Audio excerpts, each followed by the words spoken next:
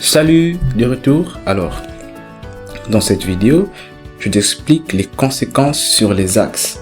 Donc, les conséquences de toutes, pas de toutes les propriétés, mais surtout de la propriété flex direction sur la détermination des axes. Quand est-ce que l'axe est secondaire, quand est-ce que tel axe est principal.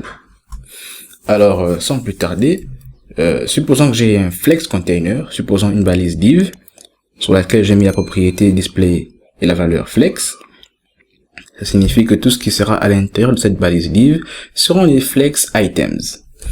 Alors, et en plus, je mets la propriété flex direction avec comme valeur column, qui, comme je te l'avais dit, signifie juste de haut vers le bas. Ça signifie que l'axe principal sera dirigé du haut vers le bas. Alors, comme conséquence, voilà notre axe principal, très important. Et l'axe secondaire, ça sera l'autre.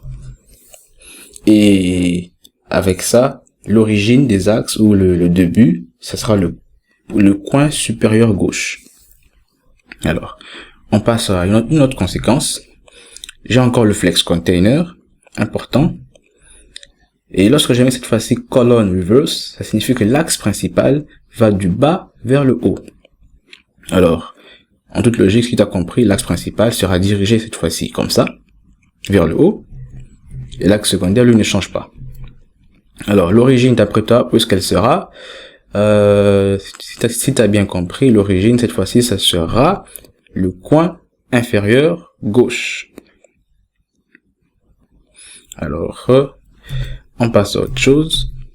Flex direction row, comme je te l'avais dit, ça signifie de gauche à droite. Alors, l'axe principal, où est-ce que ça sera?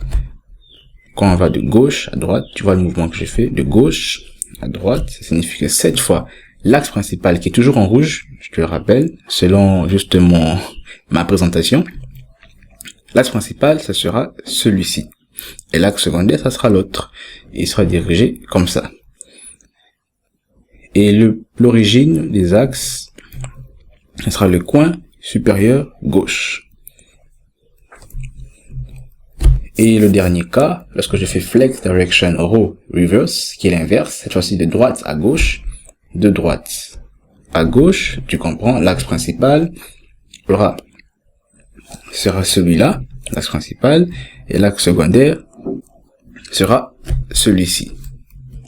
Et l'origine des axes, ça sera le coin supérieur droit. Donc l'origine suit toujours en premier lieu l'axe principal, de droite à gauche, alors on le met à droite, et l'axe secondaire, vu qu'il est du haut vers le bas, donc il commence vers le haut, ça signifie que l'origine sera là. Alors ça sera tout pour cette vidéo.